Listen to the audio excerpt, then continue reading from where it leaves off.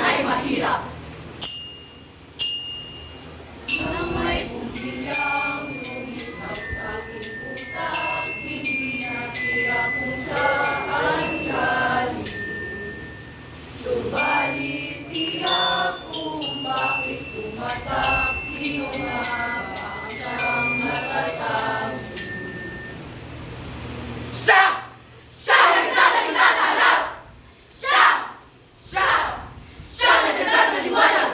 Ang liwanag ng kaalaman, kabutihan at pagkakakilanlan! Dahil, sino ba ako? Isa lang naman akong mag-aaral!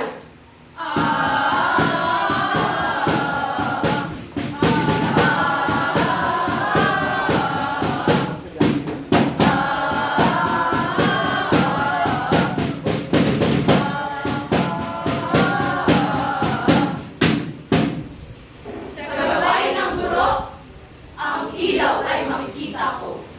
Ang buong pusong inialay sa pagtuturo. Upang ako'y matulungan! Pabigyang kahulugan ang aking pangalan! Para pag sarili ko'y nahanap na, sa kinabukasan ako'y dadayo. Dadayo!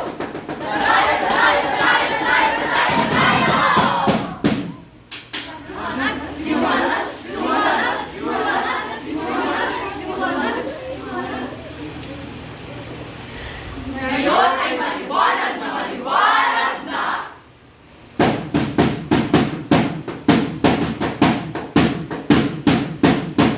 Nakilan ng pinagmulan ang ibig sabihin ng aking galat. Ang lagas sa aking pupuntahan ang nagkayaman sa kaalaman. Mula sa pagmamahal, mula sa pagtitiis, mula sa pagsusumikap ng mga gurong maaga. Para sa tulad ko na may pangarap. Sapat na ba ang libo-libo pasasalamat? Sapat na ba ang libo-libo pasasalamat? Sa siling, ang siling na dati dilim lamang inilawan na karoon ng liwanag. Liwanag na para sa lahat at tuluyang naging sikat. Isang buwang pagkilala na nararapat sa trabahong dakila.